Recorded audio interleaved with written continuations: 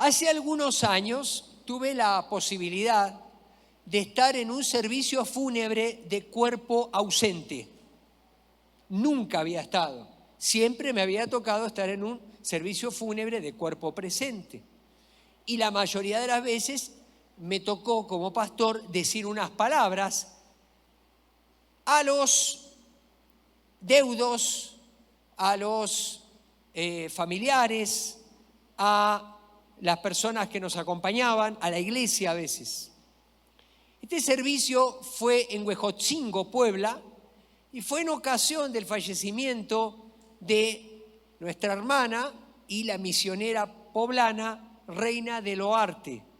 Ella fue como misionera mexicana a trabajar entre las tribus ahí en Kenia, justamente donde está nuestra hermana Aurora Urbina, y estando ahí contrajo una enfermedad que para nosotros puede que no sea mortal en esta parte del mundo, pero en ese lugar, con las condiciones paupérrimas, sanitarias, y además con el descuido propio de ella por amor a los niños, porque en ningún momento pensó primero en ella, sino en los niños, fue que entonces tuvo un desenlace fatal, pero por cuestiones sanitarias su cuerpo no fue posible traerlo a México. Así que se hizo un servicio fúnebre de cuerpo ausente, excepto que había unos zapatos de ella, un calzado de ella,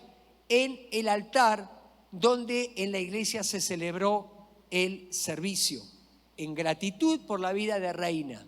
Nunca había participado de algo así, pero era tan fuerte la presencia de Dios cuando pusieron esos zapatos en el altar y la mayoría de los que estábamos ahí no pudimos retener nuestras lágrimas.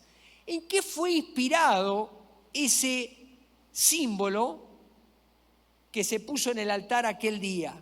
Justamente en el pasaje del profeta Isaías, que está registrado en su libro, en el capítulo 52, verso 7. Si me acompaña, si tiene su Biblia o su dispositivo, igualmente los que están en casa, que nos están siguiendo a través de las plataformas de Facebook o de YouTube.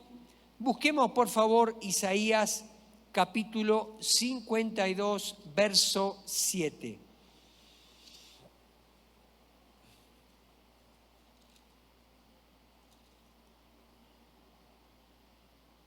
Me voy a permitir leerlo de la Nueva Traducción Viviente y dice así: qué hermosos son sobre los montes los pies del mensajero, del que trae buenas noticias de paz y de salvación, las noticias de que el Dios de Israel reina.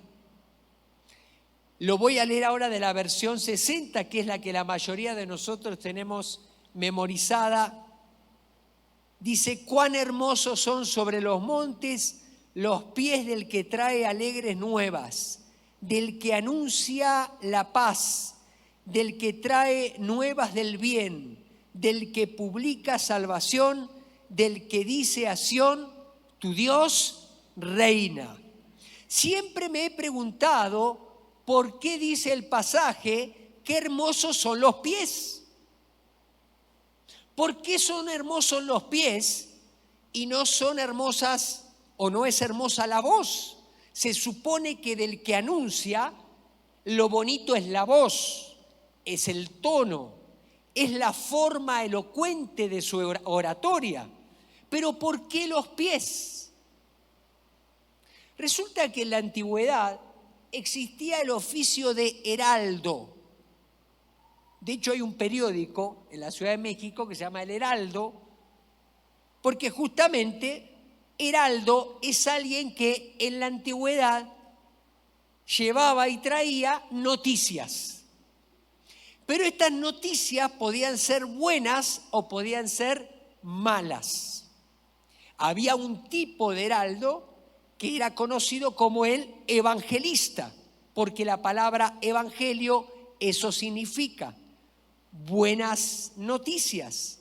Así que el evangelista era un heraldo que solamente tenía buenas noticias. Es alguien que anuncia buenas noticias. ¿Qué cree? El Espíritu Santo nos ha ungido a todos los que creímos un día, a los que somos parte de la iglesia de Dios, a los que somos parte del cuerpo de Cristo diseminado en todo el mundo.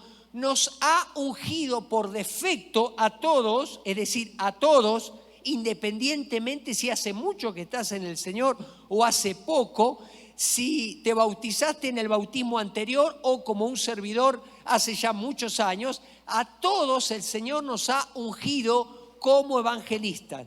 Somos anunciadores de buenas noticias. Diga conmigo, soy un evangelista. Dile a la persona que está a tu lado, soy un evangelista.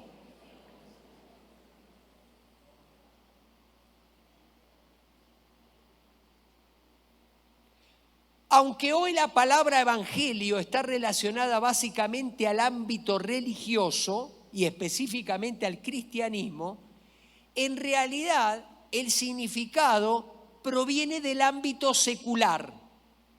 En la antigüedad, como les dije, el heraldo evangelista lo que hacía es dar una noticia, y la palabra evangelio significa la recompensa del que trae la noticia de una victoria.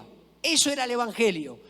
Alguien que venía corriendo como heraldo, lo único que esperaba era ver la cara de satisfacción, era ver la alegría con la que la persona recibía esta buena noticia.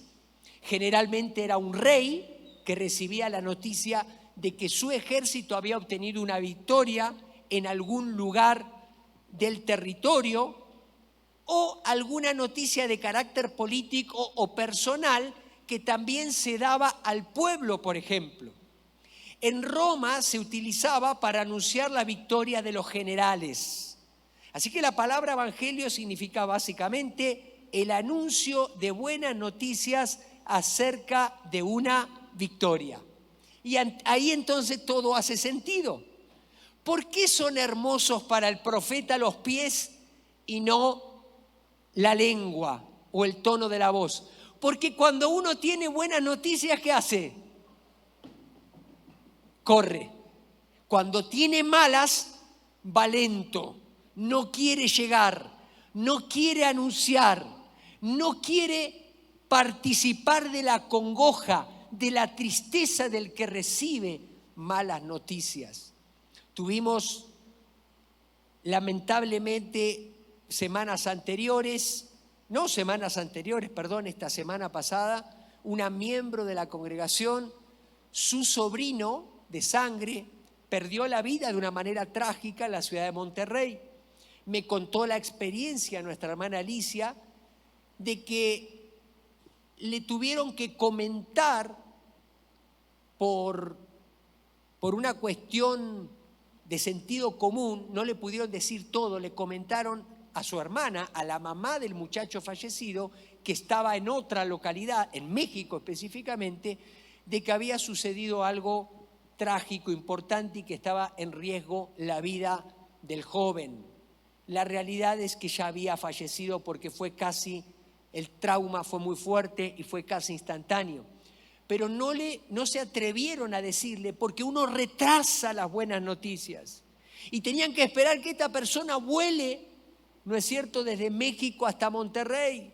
Y no sabía cómo se lo iban a decir, sino personalmente, a través de la forma de consuelo, del abrazo y de la palabra adecuada.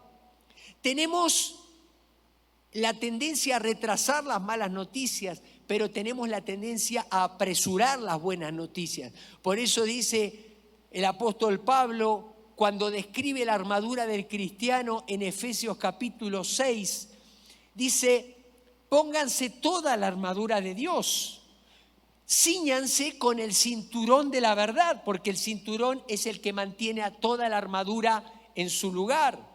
Y luego dice: revístanse con la coraza de justicia, porque me protege de los órganos vitales. de una flecha del enemigo o de una lanza. Pero luego el tercer elemento es, dice, cálcense, pónganse el apresto del calzado del Evangelio. Y también me llamaba la atención. ¿Por qué el apresto? Porque está hablando de la prontitud, está hablando de algo más que el calzado que en ese momento estaba simbolizando la hermosura de los pies del que anuncia, como el caso de Reina, sino que está hablando de la prontitud con la que uno lleva las buenas noticias del Evangelio. Cuando uno tiene una buena noticia, quiere que todos la conozcan.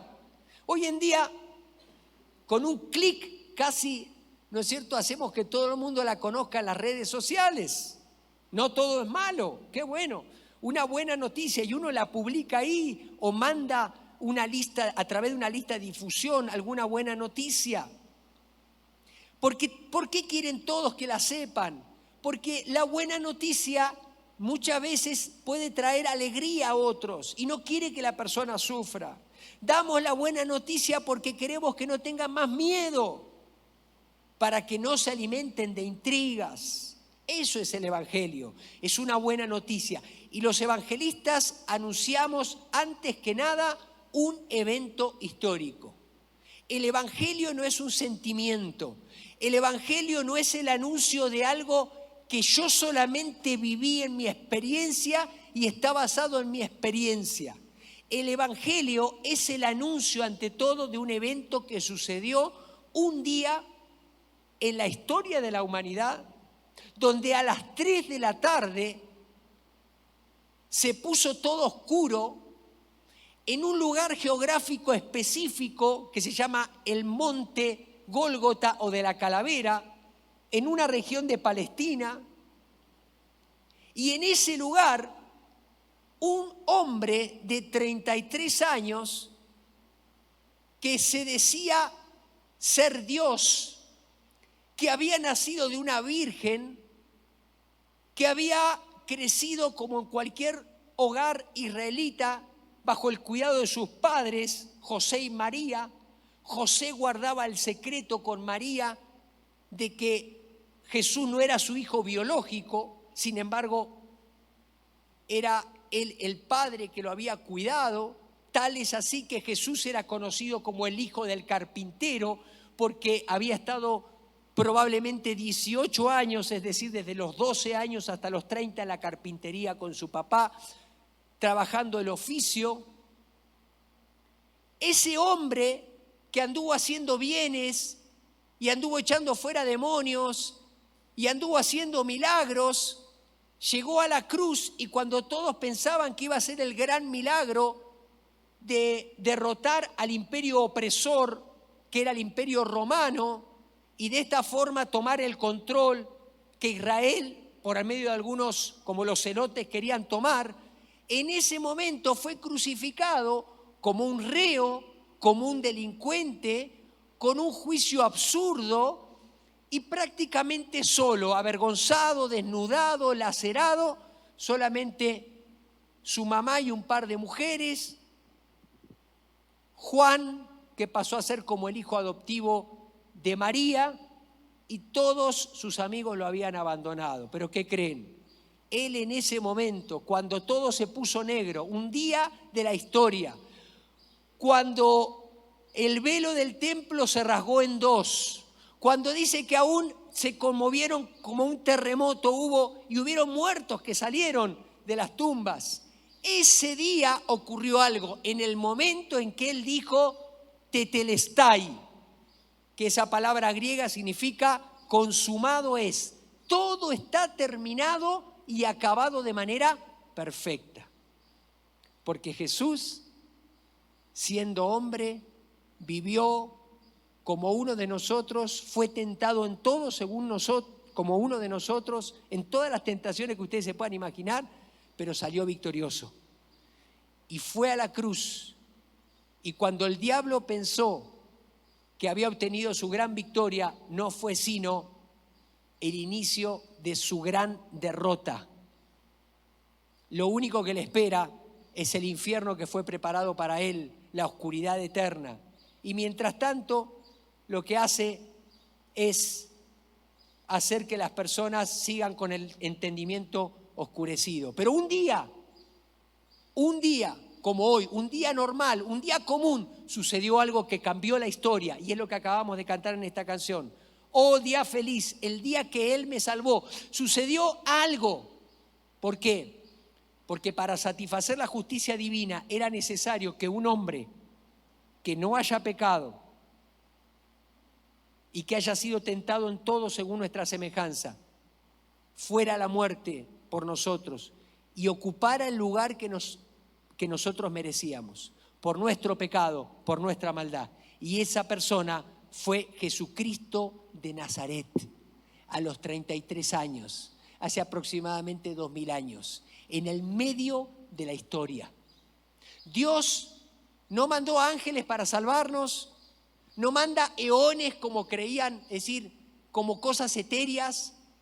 Dios se hizo hombre en Cristo, y como bien lo dice 1 Corintios 15 del 1 al 4, voy a leer el versículo 3, porque primeramente os he enseñado lo que asimismo recibí, que Cristo murió por nuestros pecados conforme a las Escrituras, que fue sepultado y que resucitó al tercer día.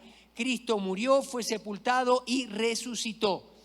Lo primero que tenemos que tener claro es que el Evangelio es el anuncio de una buena noticia, de la victoria más grande de todos los tiempos, de la victoria de una guerra que se desató, que se anunció en el mismo Edén, cuando el hombre y la mujer pecaron y le dieron la espalda a Dios. Y Jesucristo anunció la maldición sobre la serpiente y le dijo: la simiente de la mujer, es decir, de Eva, de la simiente de la mujer va a salir alguien que te va a aplastar la cabeza. Esa guerra que afectó a toda la humanidad, que ha hecho que vivamos en una casa que está en grande deterioro, porque no cumplimos el ideal de Dios de ser buenos administradores de esta casa, que ha hecho que el ser humano a lo largo de los años haya mejorado la forma de su maldad. Estamos asistiendo a tiempos increíbles. No podemos entender cómo la maldad aumenta, cómo llega una noticia de que un niño mata al abuelo, de que un joven mata a su padre, de que una niña jovencita mata de puñaladas a su bebé. Estamos en tiempos de mucha maldad. La maldad va en aumento. ¿Pero qué creen? Nosotros tenemos una buena noticia. Hay una victoria concluyente, una victoria para siempre, una victoria sobre la cual se basan todas las otras victorias, una victoria que hace que en la historia haya un día que se recuerde como el día de la resurrección, inminente acontecimiento después de la muerte, después de que Jesucristo diga consumado es. Así que el Evangelio es el anuncio de la más grande victoria de todos los tiempos sobre la muerte. ¿No le parece algo maravilloso eso? Si usted se muere, usted tiene la convicción de que la muerte solamente es un paso hacia la eternidad. Y que son 70, 80, 94 años en esta tierra en comparación con toda la eternidad en la presencia de Dios. Pero además dice que no solamente fuimos salvados de la muerte, sino fuimos salvados del temor a la muerte, que nos mantenía cautivos toda la vida. Tenemos temor a la muerte, temor a la enfermedad que nos lleva a la muerte, todos absolutamente. Pero viene la paz de Cristo, cuando Cristo está en nuestra vida y nos quita ese temor. Pero es el anuncio también de la victoria sobre el pecado. Todos conocemos el poder del pecado. Y cuanto más nos engañamos respecto de esto, más nos hundimos, porque queremos mostrar que somos gente piadosa, pero el espejo no miente y la almohada tampoco, y nuestra propia familia tampoco miente, los que están cerca. Y ahí se exhiben todas nuestras miserias, nuestras falencias de carácter, se exhibe nuestra corrupción, se exhibe nuestra nuestra esclavitud a los vicios, a las cosas que nos dañan. Se exhibe la forma en que denigramos la imagen de Dios en el otro, en que lo ofendemos, cómo hablamos livianamente. ¿Y qué creen? Cristo también obtuvo esa victoria. Es el anuncio de esa victoria. Y por si fuera poco, porque es 3-1, la victoria de Cristo, Jesucristo venció al mismo diablo. Le aplastó la cabeza. Y esto es para siempre. Solamente que el diablo está suelto y quiere hacer de las suyas. Y su agenda es sabida por todos. El diablo no viene sino a robar, matar y destruir. Pero Jesucristo dijo, yo he vencido, y ustedes también vencen conmigo. ¿No le parece que esta triple victoria es o amerita que demos un aplauso al Señor con todo nuestro ser? Gracias, Señor. Gracias. Gracias por esta victoria. Eso es lo que anunciamos. Ahora, yo les decía en la primera reunión, ya varios me desasnaron, me sacaron de mi ignorancia. Yo pensé que Zapata se había sentado en la silla solamente, pero ya me corrigieron de que fue Pancho Villa el que se sentó en la silla presidencial. Imagínense que yo les diga a ustedes, yo la verdad, yo no creo que Pancho Villa se haya sentado en la silla presidencial. Eso es una falacia. No siento que Pancho Villa se haya sentado en la silla presidencial. Ustedes me van a decir, Leonardo está loco, está mal, no sabe nada de historia. ¿Por qué? Porque hay fotos que documentan que Pancho Villa se sentó en la silla presidencial. Hay documentos de varios testigos de la época que se documentaron en escritos que llegaron hasta nuestras manos. Así que es un hecho verídico, es un hecho altamente documentado. Bueno, quiero decirle que no necesita usted sentir o no sentir de que Jesús resucitó o no resucitó. Eso es un hecho documentado, cual no hay otro hecho documentado en la historia. No solamente por los escritores bíblicos, por los evangelios que llegaron a nuestras manos de una manera tan increíble, 4 evangelistas contando la misma historia desde 4 diferentes puntos de vista, sino por los cientos de miles de personas, bueno, por lo menos 500 dice que lo vieron ocularmente al Señor resucitado, pero además los testimonios fehacientes de aquellos que unos días antes estaban huyendo y escondiéndose porque tenían miedo, porque su maestro iba a ser crucificado, y resulta que ahora estaban dispuestos a dar la vida, y casi todos ellos, como sabemos, murieron mártires.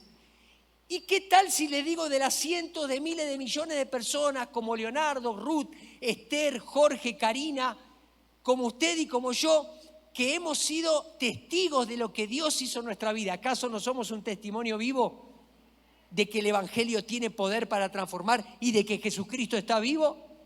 ¿Sí o no? Así que no anunciamos algo que sentimos, no anunciamos algo que nos parece, anunciamos un hecho histórico. Y como evangelistas, nosotros lo anunciamos porque sabemos, como bien dice Romanos capítulo 10, verso 13 al 17, citando aquel otro Isaías capítulo 52, porque todo aquel que invocar el nombre del Señor será salvo.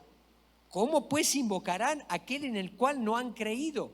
¿Y cómo creerán en aquel a quien no han oído? ¿Y cómo oirán sin haber quien les predique? ¿Y cómo predicarán si no fueren enviados? Como está escrito, cuán hermosos son los pies de los que anuncian la paz, de los que anuncian buenas nuevas. Mas no todos obedecieron al Evangelio, pues Isaías dice, Señor, ¿quién ha creído nuestro anuncio?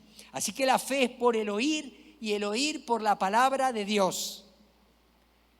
Así como un día nosotros creímos en el Evangelio por el oír, las personas necesitan escuchar el Evangelio.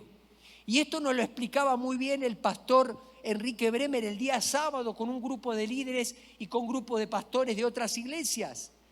Y nos explicaba por qué es tan importante la educación y por qué es tan importante el aprender a leer y el aprender a entender el texto.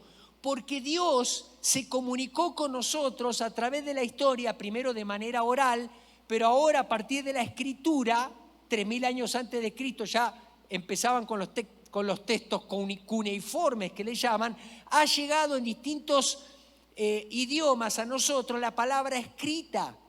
¿Por qué? Porque somos hechos a imagen y semejanza de Dios. Y Dios se comunica con nosotros por medio de palabras para que nosotros entendamos. Cristo en la cruz y la palabra escrita son las que nos hablan, las que nos manifiestan, las que nos revelan el amor de Dios que nos redimió en la cruz. Así que es muy importante hablar la palabra, conocer la palabra, leer la palabra, compartir la palabra. Vivimos en una era de la imagen. ¿Sí se dio cuenta? Todos imagen, imagen, imagen. Por eso estamos en una cultura entontecida. Nos hemos entontecido por las imágenes, porque las imágenes nos proveen una serie de estímulos inmediatos que hacen que no pensemos, que no ejercitemos el cerebro y que no usemos la inteligencia para poder también usar el razonamiento y no solamente el sentimiento. Usted sabe que la fe no es solamente una cuestión de sentimiento. Por supuesto que está involucrado el sentimiento, pero es fundamentalmente algo espiritual. Usted se le abren los ojos y usted espiritualmente cree, pero también hay un entendimiento, hay un razonamiento. La fe no está en contra del razonamiento, ni tampoco está en contra de lo que uno siente. Dios se manifiesta a todo nuestro ser para que se vuelva en confianza a Dios. Es lo que usted hace cuando confía en alguien. Cuando usted confía en alguien, cuando usted cree en alguien, usted no separa la mente de los sentimientos. Usted está poniendo toda su confianza en esa persona, así es la fe. Por eso necesitamos extender el mensaje, necesitamos compartir. ¿Por qué? Porque el evangelista invita al arrepentimiento y a la fe. La fe viene por el oír. La fe no viene por imágenes, la fe viene por el oír. Necesitamos escuchar la palabra, necesitamos decir la palabra para que las personas crean. ¿Y qué vamos a anunciar? Noticias. Algo que ya ha sido hecho. Las demás religiones te aconsejan acerca de cómo puedes salvarte. Muchos piensan que el cristianismo es la religión occidental, la mejor religión occidental, porque nos lleva a vivir una vida buena, una vida moralmente sana, etcétera, etcétera. Eso no es el cristianismo, eso es una religión, la religión cristiana. Pero el cristianismo en sí es que tú y yo, en nuestra miseria, en nuestra maldad, nos encontramos frente a la cruz. Dios nos dice que nos ama y que Jesús murió por nosotros y que si nosotros creemos, podemos nosotros vivir, porque estábamos muertos. No se trata de mejorar, no se trata de una consejería para ser mejor persona. Se trata que nos demos cuenta de que estamos muertos. La vida cristiana comienza con un acta de defunción. Estoy muerto y viene Cristo a darme vida. Y no hay méritos, ahí no hay méritos. Las demás religiones se basan en el mérito que debes alcanzar para llegar a Dios. Por eso muchas personas batallan en las propias iglesias. Me acuerdo que le decía a uno, ¿y usted por qué no se bautiza? No, pastor, es que ando mal en esta área, necesito ponerme a línea y luego me bautizo. No, le digo, nunca más se va a bautizar. Hace tanto que lo conozco, nunca se alinea. Porque el bautismo no es el premio de que me porté bien. El bautismo es asistir a mi propio funeral. ¿Se acuerdan que se los expliqué el día que nos bautizamos? Entonces usted para asistir al funeral no necesita portarse bien. Simplemente necesita usted asistir, si quiere vestirse de negro, qué bueno. Asiste a su funeral y sale lavado por la sangre de Cristo. ¿No le parece que yo en su lugar le daría un aplauso al Señor? Gracias, Señor. Gracias por tu obra. Gracias, Señor.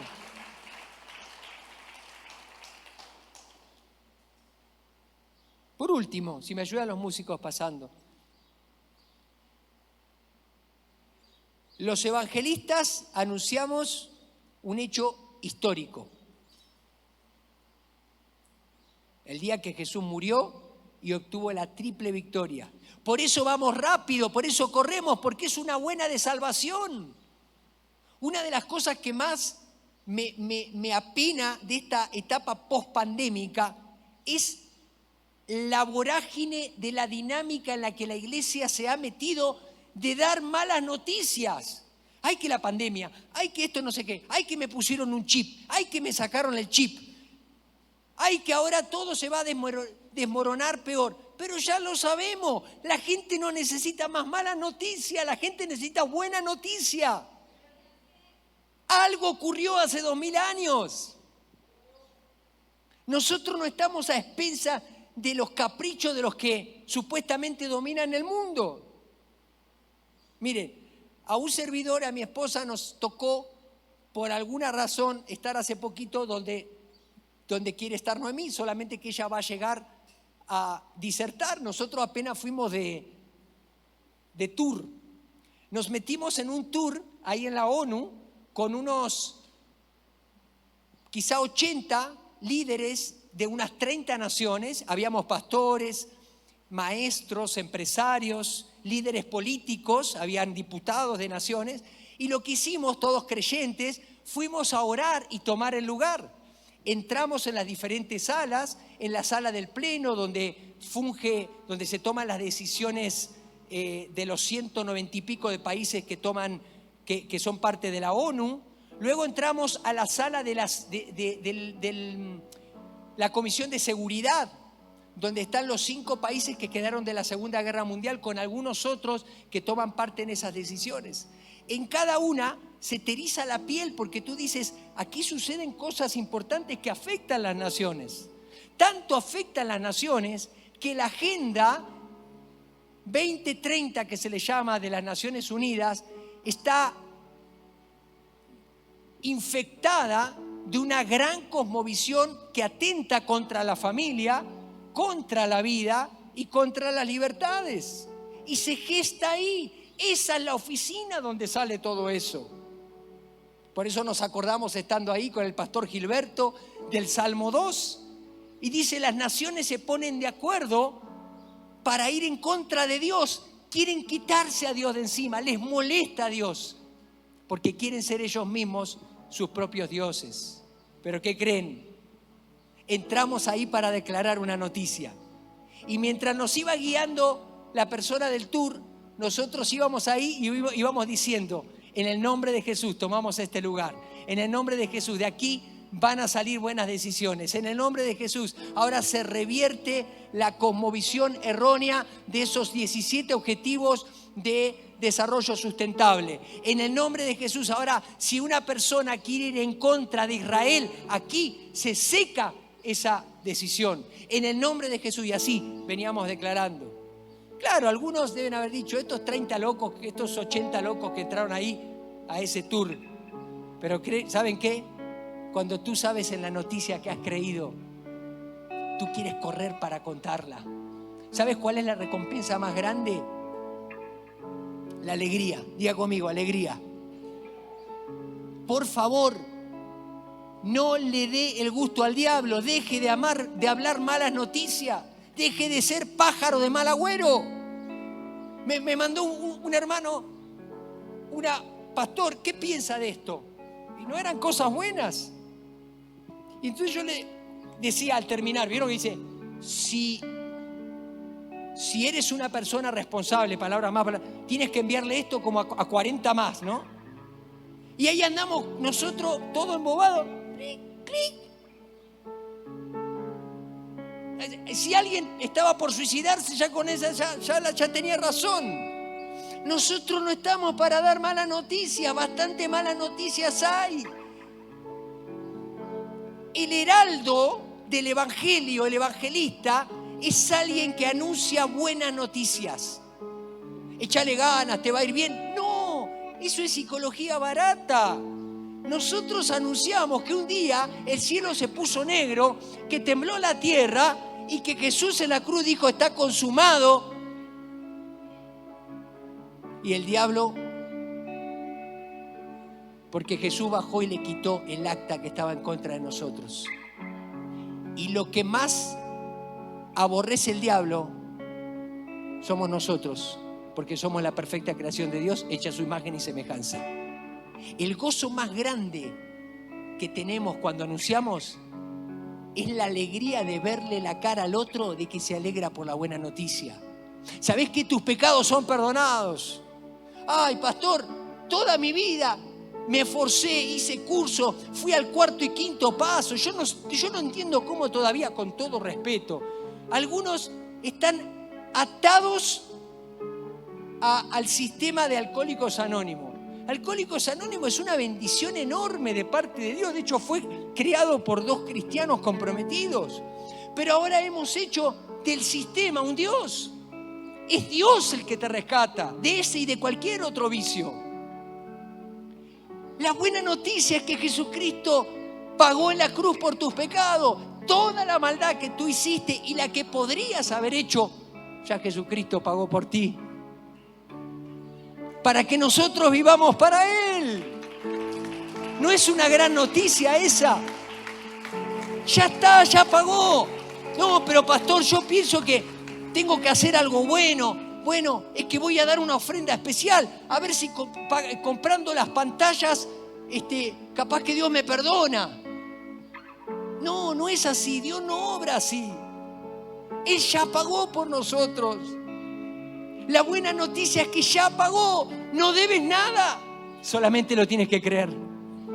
Y tienes que vivir en esa libertad. Pero además, Él te liberó del poder que tenía el pecado en tu vida. Que tú y yo se lo dimos. Nos reverenciamos delante de ese pecado. Le hemos entregado. Porque ni al diablo lo necesitamos. Dice que la propia maldad aquí está. Jesucristo venció en la cruz a esa mala naturaleza. Por eso Él nos llama a una vida en el Espíritu. Y cuando tú te conectas en el Espíritu con el Señor, tú lo único que quieres hacer es vivir apresurado para anunciar las buenas nuevas, para que otros salgan del lugar donde se encuentran, para que otros por primera vez puedan respirar aire libre, puedan entender que hay libertad, por primera vez puedan saber lo que significa no tenerle miedo a la muerte, por primera vez puedan descansar tranquilos, porque Jesucristo les dio una conciencia limpia. ¿No les parece algo maravilloso? ¿Quién te quita esa alegría? La recompensa más grande es que cuando anunciamos le estamos viendo la cara al otro para recibir esa buena noticia de salvación, de libertad, de restauración.